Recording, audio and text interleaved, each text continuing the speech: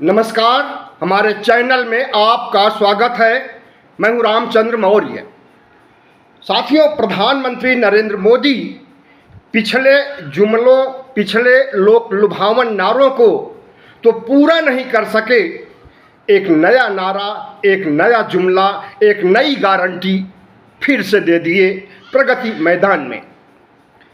उन्होंने कल शाम प्रगति मैदान में प्रगति सेंटर और ITPO का उद्घाटन करते हुए न सिर्फ एक नया जुमला इस देश को फिर से दिया, बल्कि उन्होंने ऐसी कविता सुनाई जिसे सुन करके आप ताजुब करेंगे कि एक तरफ मणिपुर जल रहा है और दूसरी तरफ प्रधानमंत्री नरेंद्र मोदी संसद भवन में मणिपुर पर बोलने के लिए भाग रहे हैं।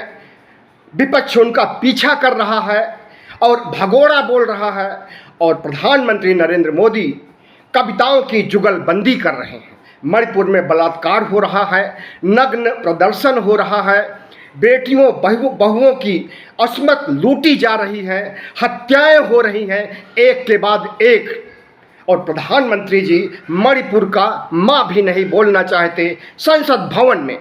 सिर्फ एक बार, वो भी संसद में नहीं बल्कि संसद भवन के बाहर 36 सेकंड तक उन्होंने मणिपुर के बारे में बोला, और वो भी नहीं बोलते जब सुप्रीम कोर्ट का डंडा पड़ा। सुप्रीम कोर्ट ने कहा अगर वहाँ मणिपुर में शांति नहीं स्थापित की जाएगी तो मैं अपने ढंग से 7 दिन बाद स्थापित करूँगा शांति, और वो 28 तारीख कल है।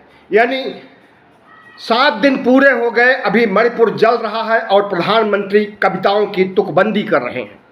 तो प्रगति मैदान में उद्घाटन वीर हमारे प्रधानमंत्री आंदोलनकारियों को आंदोलनजीवी कहते हैं, तो क्यों न उन्हें उद्घाटनजीवी कहा जाए, उद्घाटन वीर कहा जाए।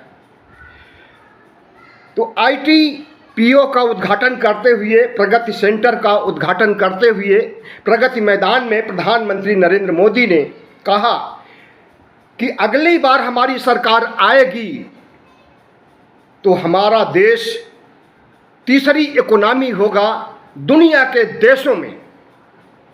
अभी 5वीं इकोनॉमी है।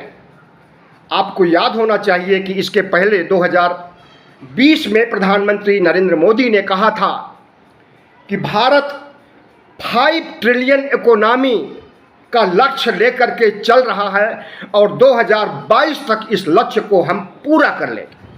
5 ट्रिलियन का झांसा दिया, गारंटी दिया, और 3 ट्रिलियन तक भी इकोनॉमी को नहीं ले जा सके। बावजूद इसके इकोनॉमी डूब गई, GDP कम हो गई और देश की हालत पतली हो गई। गरीबी बढ़ गई, बेरोजगारी बढ़ गई, भुखमरी बढ़ गई। भुखमरी इस कदर तक बढ़ गई कि 5 किलो राशन देना पड़ रहा है 80 करोड़ देशवासियों को जिंदा रहने के लिए। प्रधानमंत्री नरेंद्र मोदी मणिपुर से भाग रहे हैं और इंडिया के लोग, इंडिया टीम, विपक्ष का गठबंधन इंडिया उनके पीछे पड़ा है हाथ धो करके कि प्रधानमंत्री संसद में आओ और मणिपुर पर बोलो।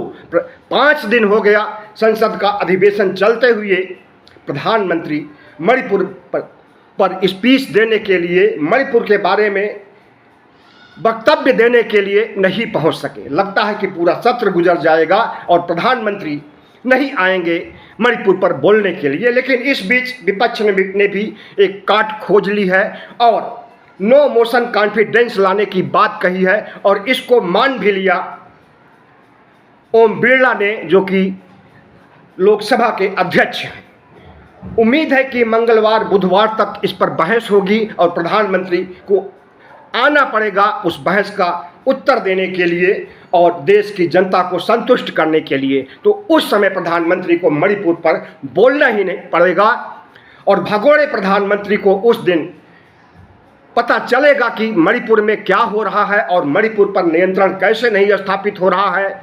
मणिपुर का CM N बीरेंद्र सिंह को क्यों नहीं बर्खास्त किया जा रहा है, वहाँ क्यों नहीं राष्ट्रपति शासन लगाया जा रहा है, इसका जवाब देना पड़ेगा प्रधानमंत्री नरेंद्र मोदी को।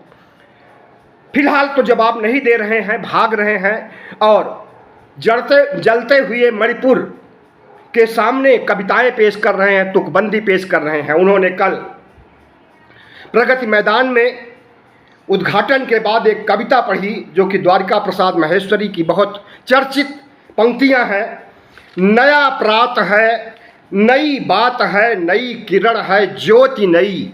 नया प्रात है, नई बात है, नई किरण है, ज्योति नई। उठो धरा के अमर सपूतों, पुनः नया निर्माण करो। नया प्रात है, नई बात है, नई किरण है, ज्योति नई। नई उमंगे, नई तरंगे, नई आस है, सांस नई।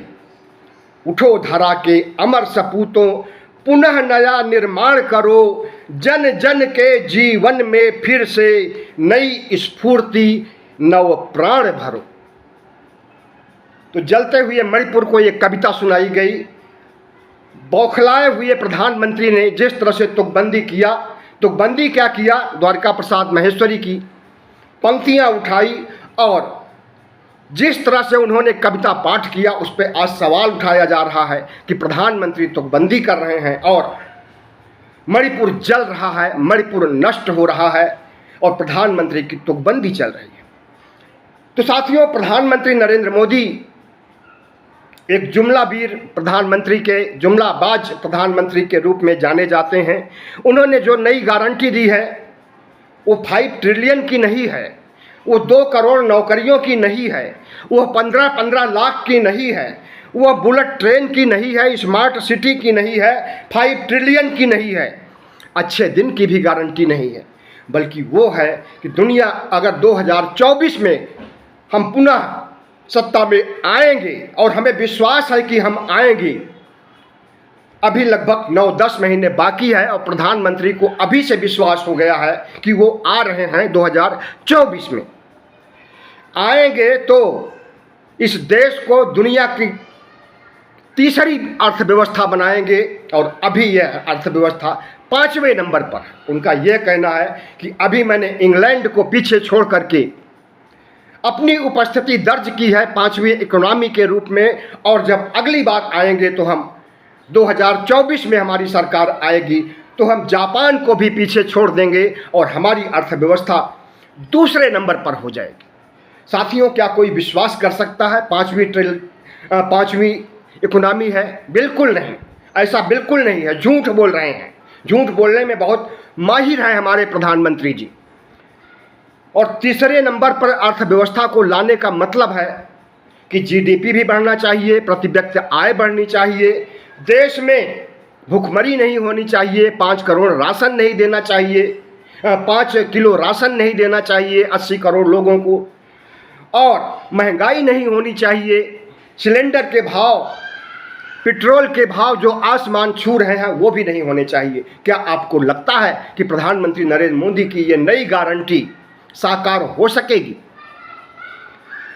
साथियों, इस देश में प्रधानमंत्री नरेंद्र मोदी जिस तरह से 2014 से लेकर के अब तक सब्जबाग दिखा करके, नए नए मुहावरे गढ़ करके, जुमले सुना करके लोगों को ठगा है, अब उससे सावधान होने की ज़रूरत है।